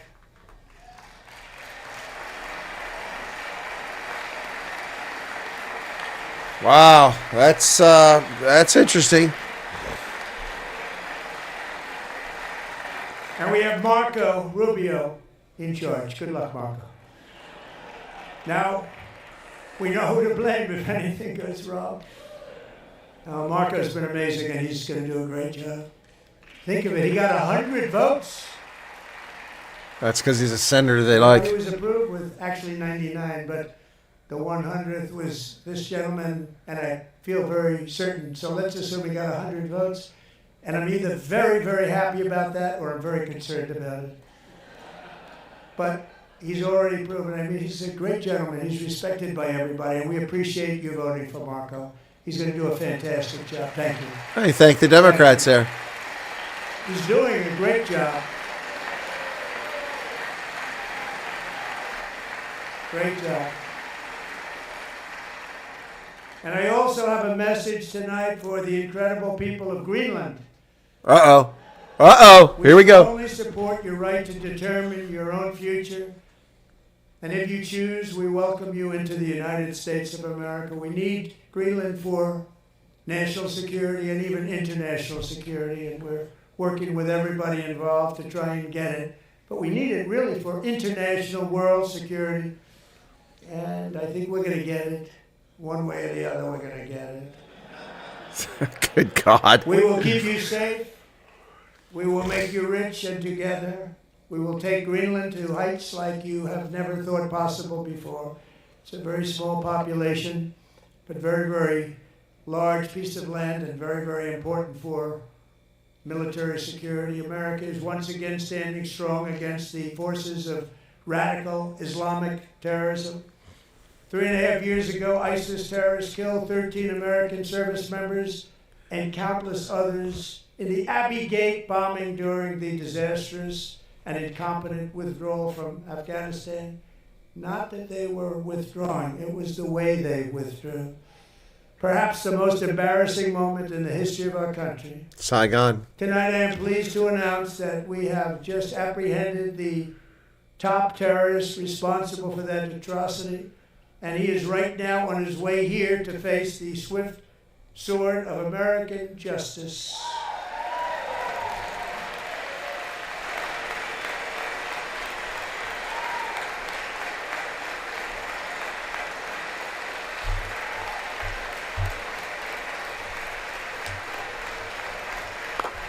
Wow, this is really running long. Hour and a half already. And I want to thank especially the government of Pakistan for helping arrest this monster. This was a very momentous day for those 13 families who I actually got to know very well, most of them, whose children were murdered, and the many people that were so badly, over 42 people, so badly injured on that fateful day in Afghanistan. What a horrible day. Such incompetence was shown. Indeed. That when Putin saw what happened, I guess he said, wow, maybe this is my chance. That's how exactly. bad it was. That's what I said Should 3 years have ago. never happened. Grossly incompetent people. I spoke to many of the parents and loved ones, and they're all in our hearts tonight. Just spoke to them on the phone. We had a big call.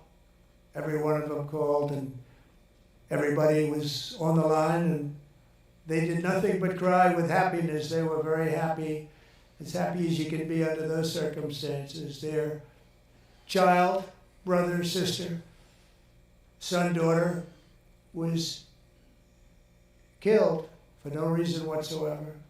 In the Middle East, we're bringing back our hostages from Gaza. In my first term, we achieved one of the most groundbreaking peace agreements in generations. Abraham Accords. The Abraham Accords. And Biden pissed it down the drain.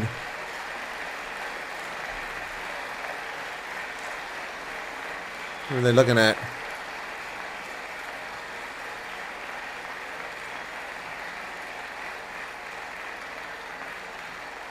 And now we're going to build on that foundation to create a more peaceful and prosperous future for the entire region. A lot of things are happening in the Middle East. People haven't been talking about that so much lately with everything going on with Ukraine and Russia. But a lot of things are happening in the Middle East. It's a rough neighborhood, actually. I'm also working tirelessly to end the savage conflict in Ukraine. Millions of Ukrainians and Russians have been needlessly killed or wounded in this horrific and brutal conflict with no end in sight. The United States has sent hundreds of billions of dollars to support Ukraine's defense with no security, with no anything.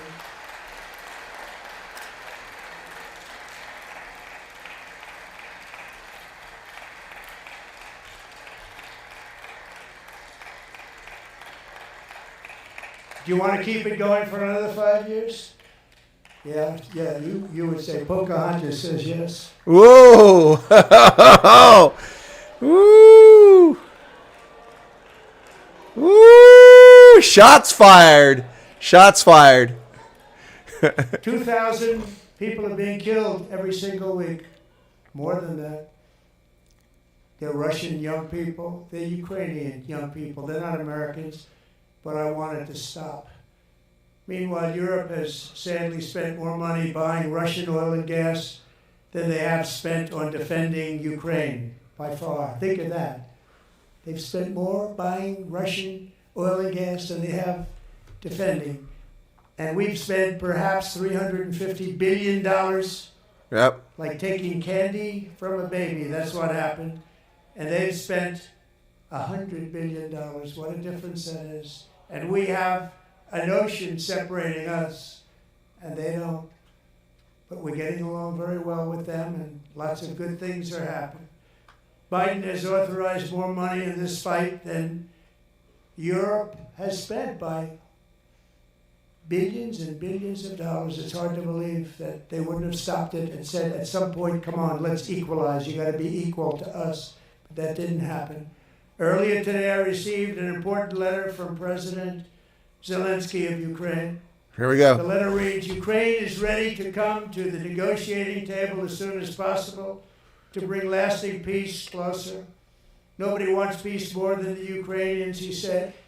My team and I stand ready to work under President Trump's strong leadership to get a peace that lasts. We do really value how much America has done to help Ukraine maintain its sovereignty and independence. Regarding the agreement on minerals and security, Ukraine is ready to sign it at any time that is convenient for you. I appreciate that he sent this letter, just got it a little while ago. Simultaneously, we've had serious discussions with Russia and have received strong signals that they are ready for peace. Wouldn't that be beautiful? Wouldn't that be beautiful? Wow.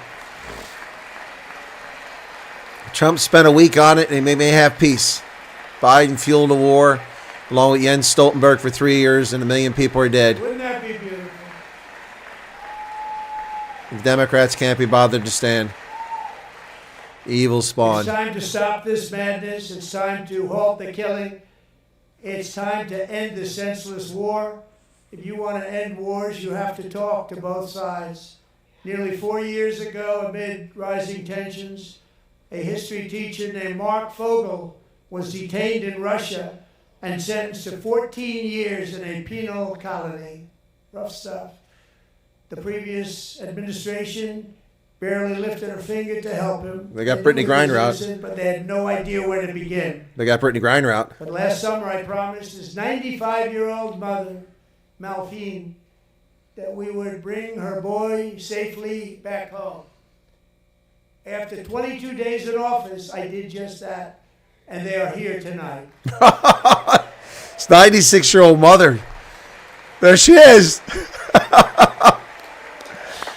Wow. Wow. Wow.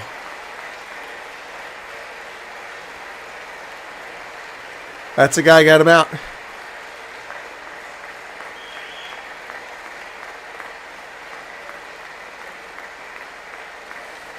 Wow.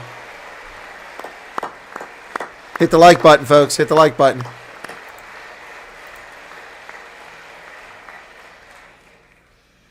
To Mark and his great mom, we are delighted to have you safe and sound and with us. As fate would have it, Mark Fogel was born in a small rural town in Butler, Pennsylvania. Have you heard of it? Where his mother has lived for the past 78 years. Wow. I Irony. just happened to go there last July 13th for a rally. Yeah, you did. That was not pleasant.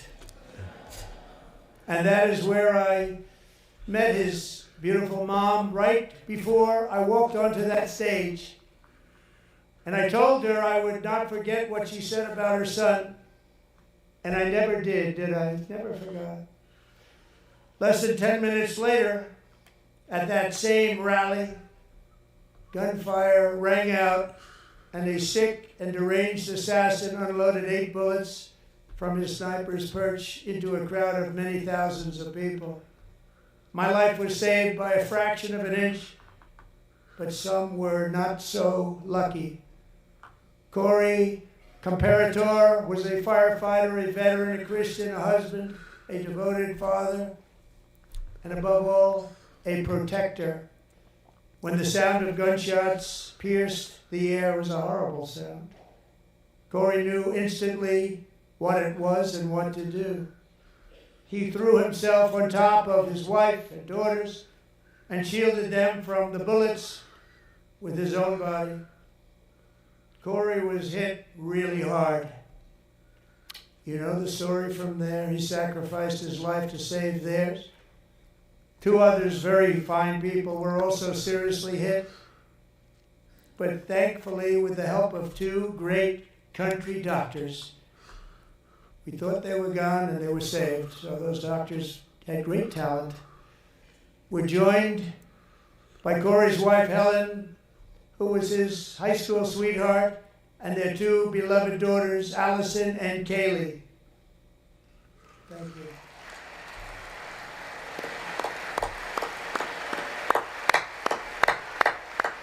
Yeah, one doesn't. They don't look too happy to be there.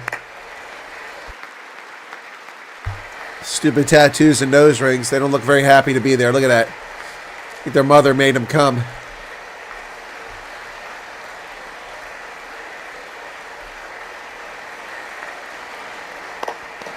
Yeah, you can tell the one in the middle, she's really unhappy to be there.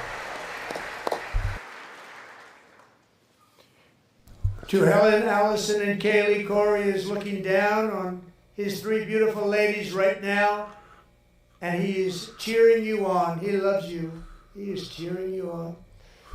Corey was taken from us much too soon, but his destiny was to leave us all with a shining example of the selfless devotion of a true American patriot.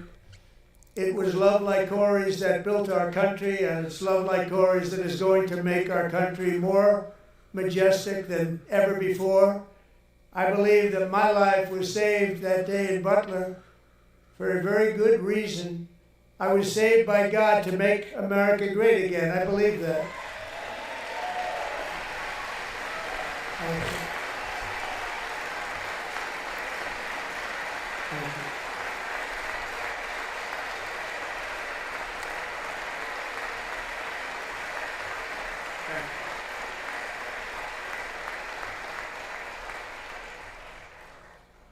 Thank you very much. From the patriots of Lexington and Concord to the heroes of Gettysburg and Normandy, from the warriors who crossed the Delaware to the trailblazers who climbed the Rockies, and from the legends who soared at Kitty Hawk to the astronauts who touched the moon, Americans have always been the people who defied all odds, transcended all dangers, made the most extraordinary sacrifices, and did whatever it took to defend our children, our country, and our freedom. And as we have seen in this chamber tonight, that same strength, faith, love, and spirit is still alive and thriving in the hearts of the American people. Despite the best efforts of those who would try to censor us, silence us, break us, destroy us, Americans are today a proud, free, sovereign, and independent nation that will always be free, and we will fight for it till death. We will never let anything happen to our beloved country, because we are a country of doers, dreamers, fighters, and survivors. Our ancestors crossed a vast ocean, strode into the unknown wilderness, and carved their fortunes from the rock and soil of a perilous and very dangerous frontier. They chased our destiny across a boundless continent. They built the railroads, laid the highways, and graced the world with American marvels like the Empire State Building, the mighty Hoover Dam, and the towering Golden Gate Bridge. They lit the world with electricity, broke free of the force of gravity, fired up the engines of American industry, vanquished the communists, fascists, and Marxists all over the world, and gave us countless modern wonders sculptured out of iron, glass, and steel. We stand on the shoulders of these pioneers who won and built the modern age, these workers who poured their sweat into the skylines of our cities, these warriors who shed their blood on fields of battle and gave everything they had for our rights and for our freedom. Now it is our time to take up the righteous cause of American liberty. And it is our turn to take America's destiny into our own hands and begin the most thrilling days in the history of our country. This will be our greatest era. With God's help, over the next 4 years, we are going to lead this nation even higher, and we are going to forge the freest, most advanced, most dynamic, and most dominant civilization ever to exist on the face of this earth. We are going to create the highest quality of life, build the safest and wealthiest and healthiest and most vital communities anywhere in the world. We are going to conquer the vast frontiers of science, and we are going to lead humanity into space and plant the American flag on the planet Mars and even far beyond.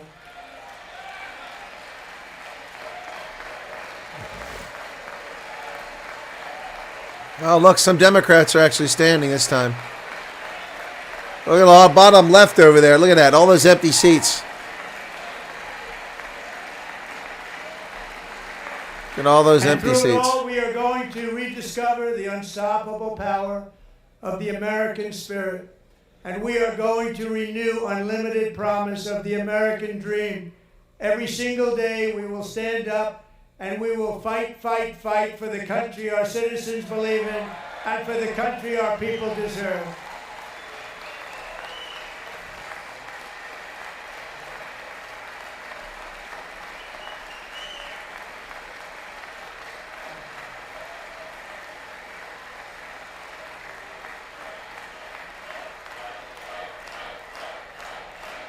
Look at all the Democrats left, useless slime balls. Just left the chamber. No decorum. My fellow Americans, get ready for an incredible future, because the golden age of America has only just begun. It will be like nothing that has ever been seen before. Thank you, God bless you, and God bless America. Well, there you have it, folks. Donald John Trump, the 47th President of the United States. Look at all the Democrats who left. Get them rushing out there. Evil, evil spawn of this planet. Terrible people with no decorum whatsoever. Give me just a second here. I've got to make a quick message and make sure I can get my guest on, and then we're going to switch over. Hang on.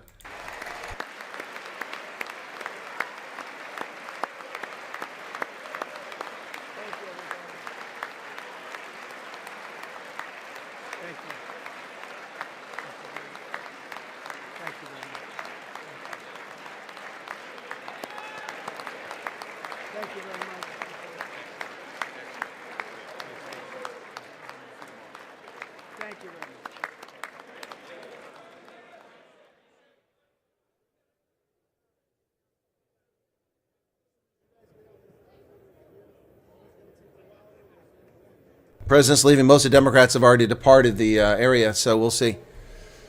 All right. Okay, that was that. So let's close that down there, folks. Give me a second here. Where is my... Sorry, something's missing here that I'm trying to close. It's not there. Where the heck is it at? There we go. Finally got it. Ooh, it took me a while to find that. It just kept zipping right by it there. Anyway, so I'm waiting to hear if my guest is going to be able to join me. Otherwise, we'll have to hold off. But I have a guest that's scheduled to come up here shortly. So let me close this out over here. And we've had good turnout for this one, folks. We've got... I've got a guest coming up here shortly. You're going to be redirected to the next video, but I don't want to end and take you to the wrong video by mistake, so I'm waiting to hear back from this guy. Give me a second here. Let me just call real quick.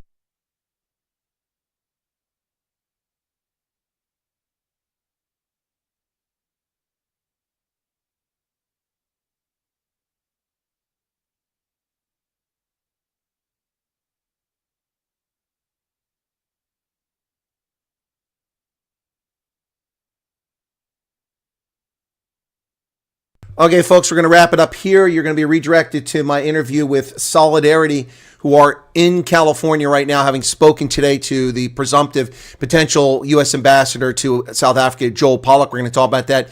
It'll be on just a moment, so stay tight. You're going to be redirected to that. We're going to go live in just a couple minutes, so be sure to hit the like button. Only 240 likes. What's that all about? That's pretty lame. 240 likes. Please hit the like button, and I'll see you guys in just a couple minutes right here on this channel for the next stream. It'll be a short stream. We're going to talk to Jaco Kleinhans from Solidarity Movement about what just happened. And this is breaking news. No one else has got this. This is the first news you're going to see on the planet. It'll be live in South Africa at the bottom of the hour, but I've got it first right here. See you in just a moment. Yeah, go to the restroom. You got about 5 minutes.